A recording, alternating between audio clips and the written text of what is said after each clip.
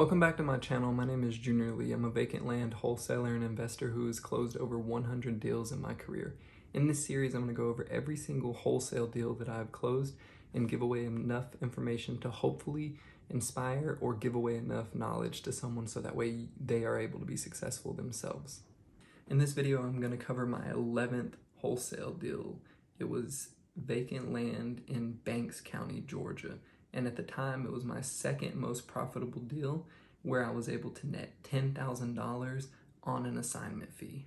This deal consisted of two separate properties that were neighboring, and each one consisted of 2 acres each, grand total of 4 acres. This particular lead came from a previous list and SMS campaign that I had created and ran. I created this list on PropStream for this particular area. I had made a list of surrounding counties around the county that I grew up in. So from the list that I had previously closed deals on is where this lead came from, as well as the SMS campaign that I had already been running. I had already closed a deal from this listing campaign in December of 2020, and this closing actually took place in February of 2021. So it is very important to make sure that you follow up and consistently work on data that you've already spent money on. I've learned that numerous times in my career, but I definitely want to share that with you. So after the initial outbound message was sent to this owner and they replied that they were actually interested in having a conversation about the sale of these properties, I did my typical due diligence. I asked about utility information, zoning, survey, and soil test. So after they gave me all of that information and I had all the facts, I referred back to PropStream to run comps.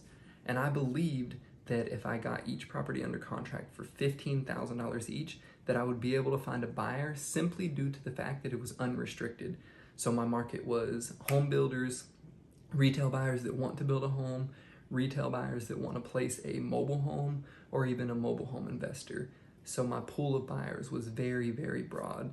So I made the offer of $15,000 for each property, so a grand total of $30,000, and it was accepted. Once the offer was verbally accepted via text message from the owner that they were okay with $15,000 per lot, what I then did was I typed a 3-page purchase agreement for each property and emailed that to him for his review. I did 2 separate agreements because I believed that I would find one buyer for one of the properties and a separate buyer for the other. So I needed to make sure that I have an agreement in place for each one for whatever reason, whether the closings were to take place on a different day, or I did have 2 buyers and they needed their own individual contracts, or I needed to assign one and double close the other.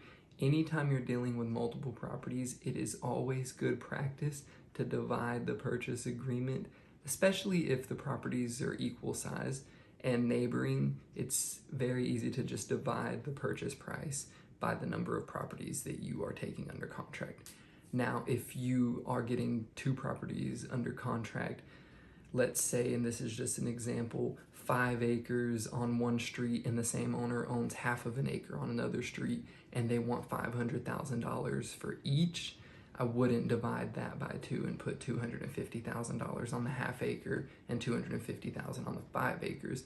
What I would do then is negotiate or talk or whatever it is with the seller and come up with a price for each one. Typically they won't care, and this example is just an example, but you need to make sure that's ironed out, because if you find separate buyers for each property, you may need different assignments of contracts, or you may need to double close one or the other. But it is definitely wise to make sure you have a purchase agreement for each property you are going under contract on. And all I used was a simple 3-page purchase agreement as well as a 2-page assignment of contract. And you can find these in many Facebook groups or online. There's a lot of free resources. With the free resources, I would definitely have someone look it over and make sure that you're protected. I do know of some places that sell templates that are easy to follow. They have bold letters where you need to make edits for each agreement, and I'll link the website down below.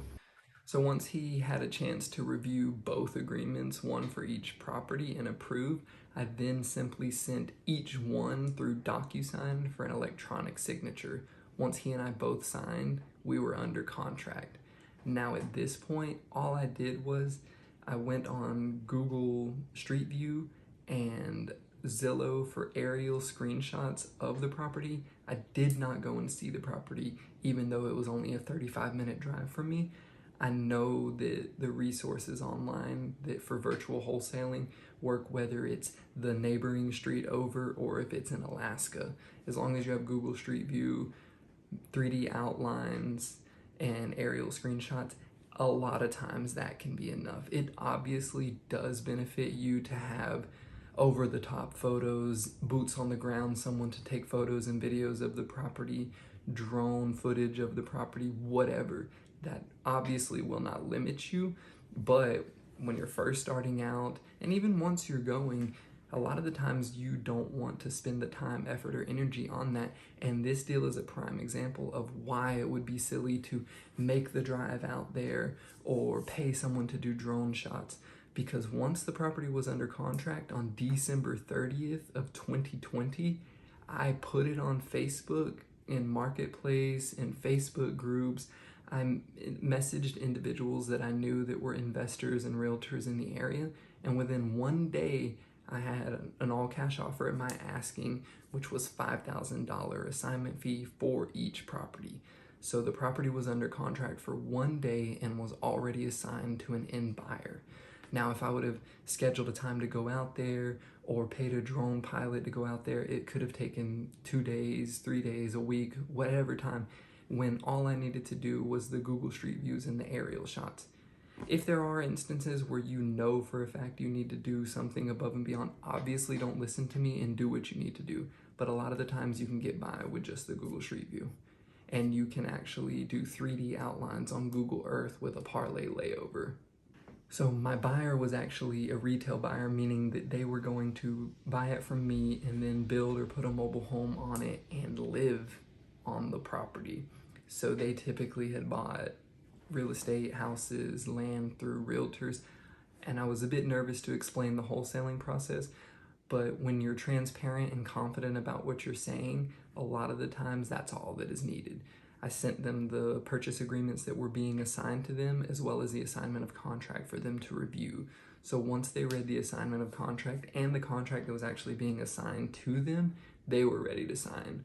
So again, I sent one singular assignment of contract to the buyer and they signed it right away on DocuSign. So now that I had the purchase agreements and the assignment of contracts, I then took both of those and emailed it to my closing attorney and let them know that we would be ready to close as soon as the survey and soil test were done. But we wanted to get that title search done right away, so that way if for whatever reason a title search comes back to where they are unable to close, we could potentially cancel the survey and soil test, which would save my buyer hundreds if not thousands of dollars.